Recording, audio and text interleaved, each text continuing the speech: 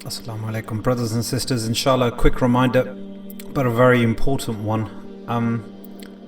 For if you are watching this video, it terrifies me. Wallahi, I swear. It's terrifying. It's terrifying me to know that you, the one that is watching this reminder, has reached to a point where they want to end their life. It scares me. You know, I knew a brother, a friend, very kind, friendly, down-to-earth brother, always smiling and always loved to make others smile. You know, if he entered the room, you know, his objective was, his goal was to make as many people smile as possible. MashaAllah, it brought him joy to spread joy. You know, just beautiful. This brother got hit with a calamity, a disaster in his life. Not to get too much into detail, but in the short of it is, it turned his life upside down. He was such a happy person, but this experience, this calamity, it literally drained him. It was like if the darkness took over him and he wasn't there anymore.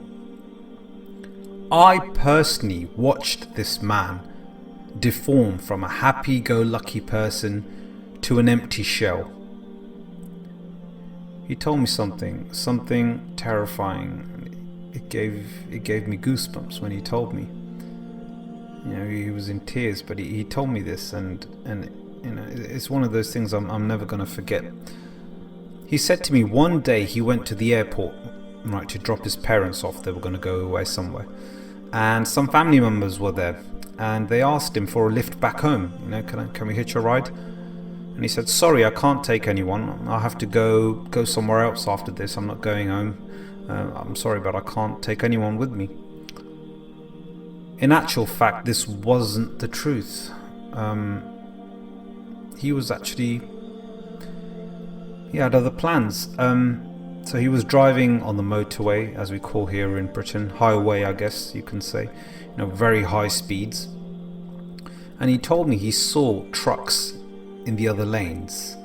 And he tells me, you know, Wallahi brother, I swear, I was just looking at those trucks and thinking, and my mind started to tell me to do something drastic. And I'm stopping myself. I'm having a fight with myself because I wanted to turn my wheel and crash into those trucks and put an end to the misery, my anxiety, my fear, give in to the voices in my head and just end it. I was so close. I was done. But I stopped myself. For the sake of those people, the ones I made smile, I didn't want to be the reason for them to cry. Alhamdulillah, you know, praise be to God, he has support now, and he is getting there. Often, it is the strong ones, the happy ones that fall the hardest. The ones that don't hurt anyone get abused the most. How unfair. Brothers and sisters, listen to me very carefully. Put your thoughts, the voices, the anxiety, the stress, the tears, the anger, put all of these things that you have to fight with every minute of every day to one side. Because under all of this negativity, all of this anxiety, all of this pain, all of this confusion, under all of this, there is you, the real you.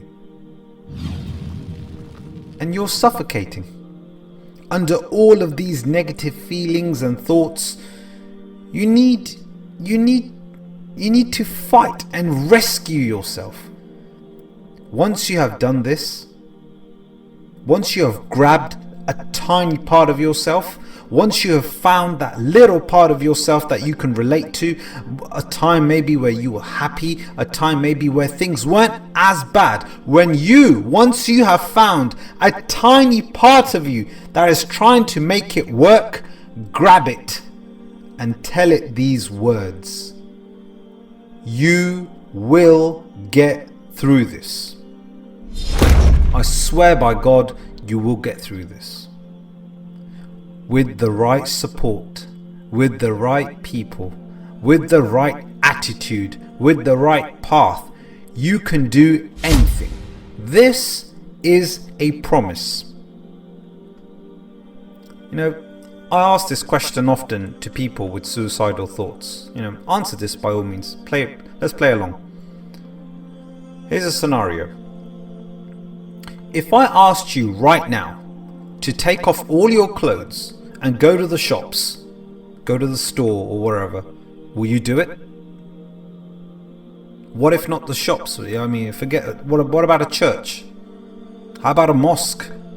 In front of your parents or your siblings, your brother and sister, your cousins and aunts. Would you do it right now? Alhamdulillah, praise be to God, most of the time, so far anyway, the answer is usually no. I wouldn't do that. And I ask them, why not? And I get many reasons, including, why are you asking such a stupid question? It's for a very simple reason. Being suicidal means, in most cases, a person is unstable. Amongst many other reasons, right? One could be delusional, or one could be in such a state where maybe one doesn't accurately make the right choice. But despite that, in an extreme case, in this example, taking all your clothes off and walking in public, you still have the mindset to be rational. You still have the capacity to make a smart choice. Despite how you feel, or what's going on, or what's happened, or what will happen, you still have some capacity to reason. You haven't completely lost yourself. There is still intelligence there. There is still some responsibility there. That is something not to ignore. You need to spend more time with this reasoning part of your mind. And with that same part of your mind, you need to say this and repeat that no matter what is going on, one day you will get through it. Are you going to be the same person on the other side? No, probably not. Is that a bad thing? Sometimes that's actually a good thing. Imagine if someone caused you harm, broke you, mistreated you. You escaping from them will make you a wiser person. If nothing else, especially a happier person. This is possible because all that negativity is gone and you have nothing but to benefit from that sort of scenario. If you have no food, no home, no family, nobody, one day, with the help of the right people, and your willingness to fix certain aspects of your life, one day you will have a meal, you will have a roof, you will have a group of friends to call your family, maybe even start your own family, if it's destined for you. If you're in trouble, you did something wrong, sure, you may get punished, humiliated.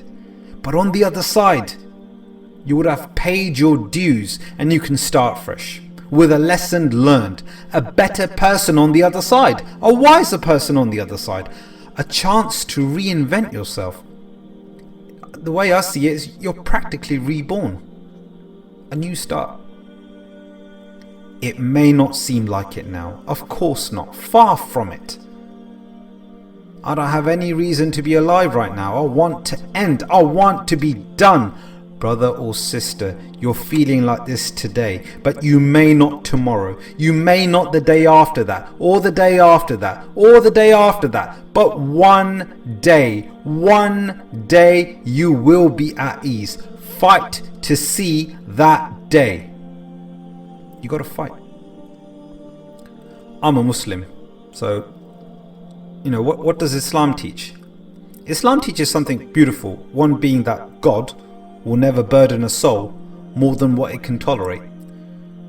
So Allah knows that you can tackle this, but we don't believe in ourselves. We don't see how capable we can be.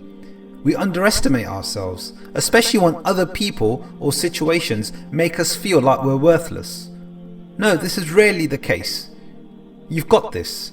You just have to face it one day at a time, to be the best of your abilities, to reach the pinnacle of what you can achieve.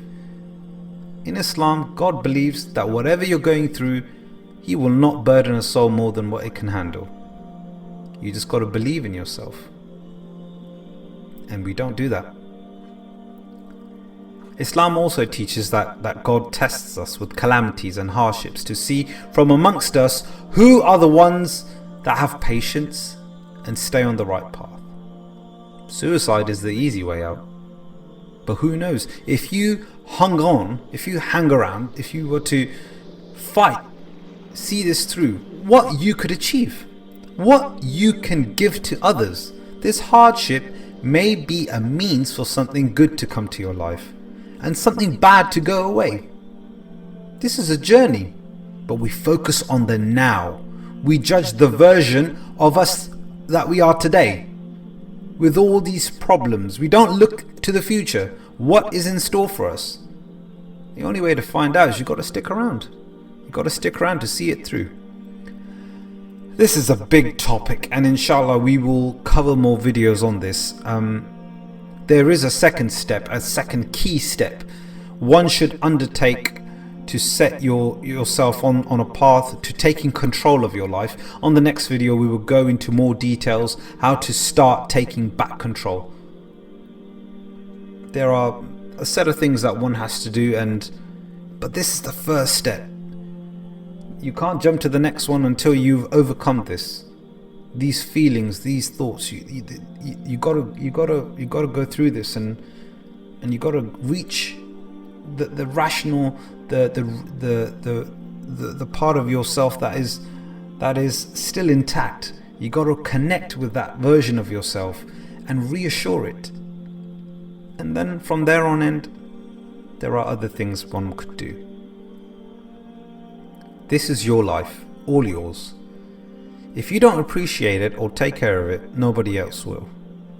But wallahi, I swear by God, don't forget this message. The same message I told that happy brother who wanted to crash on the motorway. This will pass. It will, one day. See this through. But the first step is asking for help. You need someone to hold your hand and help. We see help as a weakness. No, it isn't a weakness. It is a blessing. And it shows you're willing to fight.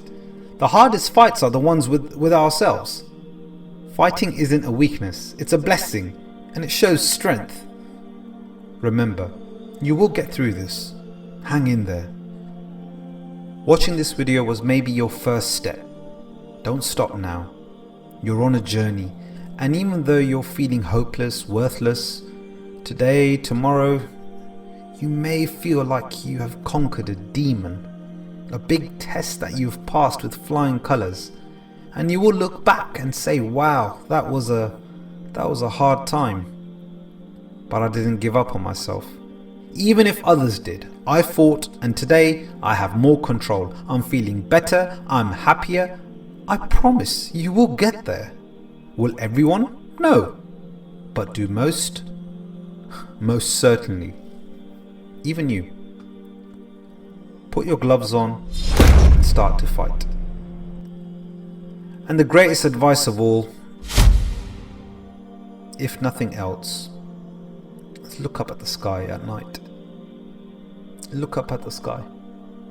Look at the stars. If you believe in God or not, try to talk to Him. Ask Him to help you, to guide you. Who knows where it may lead you? He may have a solution that you're looking for. I end with a passage from the Quran which talks about this rational part that we must connect with and nurture, where we need to get up and start to make some changes. That part of your mind. And in the Quran, as I said, this is a beautiful interpretation. It's in chapter 13 verse 11. God does not change the condition of a people unless they change what is in themselves. Make the changes and you will see the changes. Hang in there.